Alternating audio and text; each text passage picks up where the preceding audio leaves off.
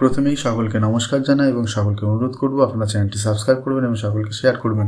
আজকে আমরা যে বিষয়টা নিয়ে আলোচনা করব সেটি হলো আপনারা কিভাবে সার্চ করে অন্য স্কুলের এমপ্লয়িদের নিয়ে আসবেন এবং তাদের ব্যালেন্স ক্যাপচার করবেন, এবং যারা সার্চ করে আসছে না তাদের আপনারা কিভাবে ডাটা ফেচ করবেন এবং ডাটা ফেচ করে তাদেরকে নিয়ে এসে তাদের ব্যালেন্স ক্যাপচার করবেন।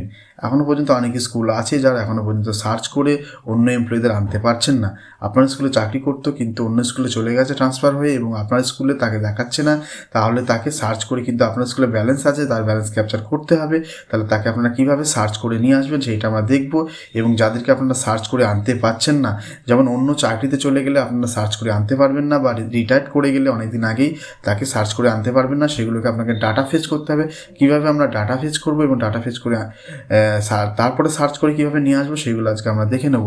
প্রথমে আমরা চলে যাব হচ্ছে একটা লগ ইনে। আপনারা আপনাদের স্কুল লগ ইন করবেন। স্কুল লগ ইন করতে গেলে আইএফএমএসে যেতে হবে। আইএফএমএসের হোম পেজে আমি আছি। হোম পেজে যে এনজিআইপিএফ, এই এনজিআইপিএফে আপনারা প্রথমে লগ ইন করে নেবেন। এনজিআইপিএফে ঢুকবেন এবং আপনারা এখানে school log in user ID password দেওয়ার জায়গা আছে, আপনার স্কুলের ইউজার আইডি এবং পাসওয়ার্ড দেবেন। আচ্ছা, দেওয়া হয়ে গেছে। এবার আমি লগ ইনে ক্লিক করব। লগ ইন করার পর স্কুল লগ ইন হয়ে গেল। এখানে দুটো অপশন দেখাবে, ইউজার অ্যাডমিশন এবং এনজিআইপিএফ। আপনারা এনজিআইপিএফে ঢুকে যাবেন। এখানে এনজিআইপিএফে যাওয়ার পর আপনারা যেখানে ব্যালেন্স ক্যাপচার করেন সেই ব্যালেন্স ক্যাপচার হচ্ছে ওপেনিং ব্যালেন্স ক্যাপচার এবং পিএফ রেজিস্টার সাবমিশন। এখানে যাবেন।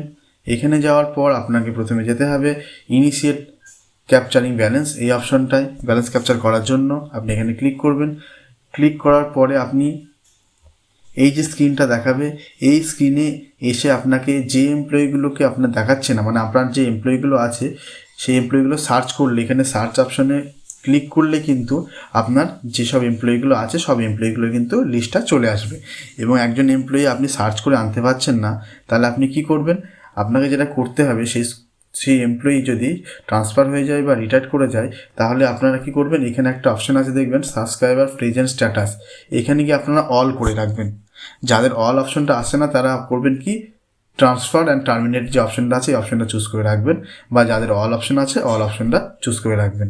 অল অপশনটা চুজ করার পরে যে এমপ্লয়িকে আপনি সার্চ করে আনতে পারছেন না সেই এমপ্লয়ির এখানে এমপ্লয়ি আইডিটা দেবেন।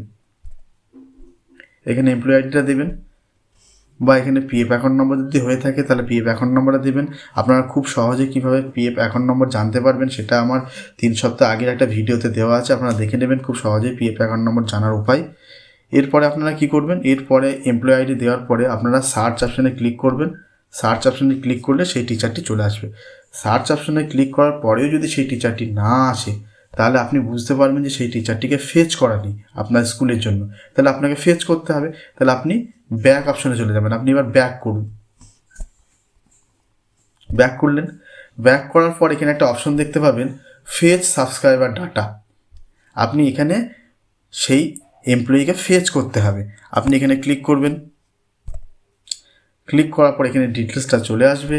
আপনি এইখানে এমপ্লয়ি আইডিটা দেবেন সেই টিচারের, কিন্তু সেই টিচারের এমপ্লয়ি আইডির সঙ্গে সঙ্গে কিন্তু পিএফ অ্যাকাউন্ট নম্বর থাকতে হবে। আর পিএফ অ্যাকাউন্ট নম্বর আছে কি না সেটা আপনি আগের ভিডিওতে আপনি দেখে নেবেন কীভাবে পিএফ অ্যাকাউন্ট নম্বর জানা যায়।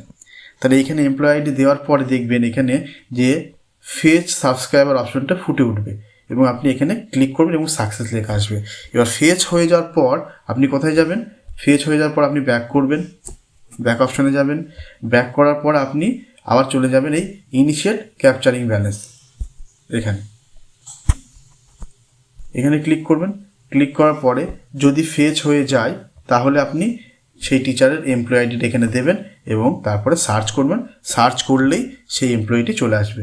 এখন যদি আমি অল করে সার্চ করি এবং সার্চে ক্লিক করলে দেখুন, সার্চে ক্লিক করলে আপনার সমস্ত এমপ্লয়িগুলো চলে এসছে।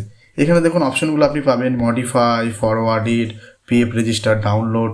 এইগুলো থেকে আপনি পিএফ রেজিস্টার ডাউনলোড করতে পারবেন, আপনি মডিফাই করতে পারবেন, আপনি ফরওয়ার্ড করতে পারবেন, এগুলো করতে পারবেন। আজকের মতো এতটুকুই। সকলকে ধন্যবাদ। সকলে ভালো থাকবেন, সুখে থাকবেন, আনন্দ থাকবেন এবং চ্যানেলটি সাবস্ক্রাইব